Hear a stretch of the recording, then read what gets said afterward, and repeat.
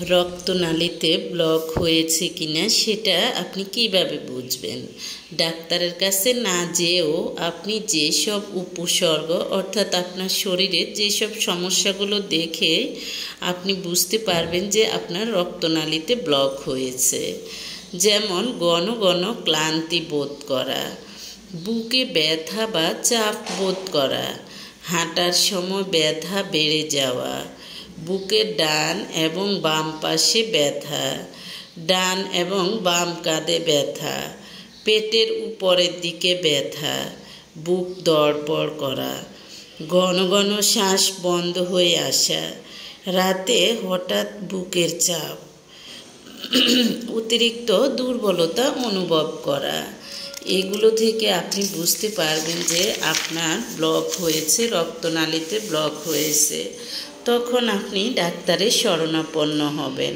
কারণ আপনি যখন দেখা যায় যে হালকা একটু মাঝে মাঝে মানুষ টেনশন করলেও বুকে ব্যথা হয়, বুকে চাপ অনুভব করে এবং গ্যাসের সমস্যা হলেও কিন্তু মানুষের বুকে ব্যথা হয় বা বিভিন্ন শরীরের বিভিন্ন অঙ্গে ব্যথা হয়।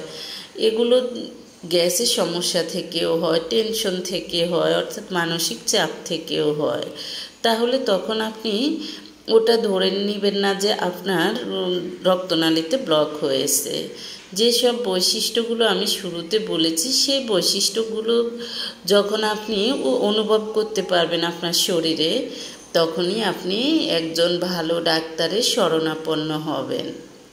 এবং ডাক্তারকে দিয়ে যখন আপনি বিভিন্নভাবে টেস্ট করাবেন, ডাক্তারের কথা অনুযায়ী বিভিন্ন ধরনের টেস্ট করে তখন আপনি শিওর হবেন। আবার আপনি এই বৈশিষ্ট্যগুলো দেখলে আপনি ওষুধ খাওয়া শুরু করবেন না, অথবা আপনি বিভিন্ন ধরনের অপারেশনে যাবেন না।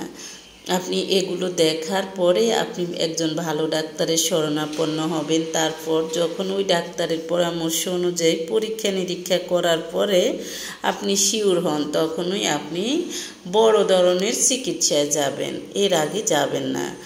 বর্তমান যুগে সবাই ডাক্তারের কাছে যেতে ভয় পায়। ডাক্তারের কাছে গেলে ডাক্তার টেস্ট কতগুলো দিয়ে দেয়, টেস্ট কতগুলো দিলেই দেখা যায় যে তখন মানুষের পরীক্ষা নিরীক্ষা করাতে প্রচুর টাকা খরচ হয়ে যায়। এই ভয় দেখা যায় যে অনেকে ডাক্তারের কাছে যেতেই চায় না। আবার অনেকে গেলেও টেস্ট একটা করা বা দুইটা করা, পুরো সবগুলো করায় না। এরকম তখন দেখা যায় যে ভিতরে বিভিন্ন বড় ধরনের সমস্যা হয়ে যায়, ছোট সমস্যা থেকে বড় ধরনের সমস্যা হয়ে যায়।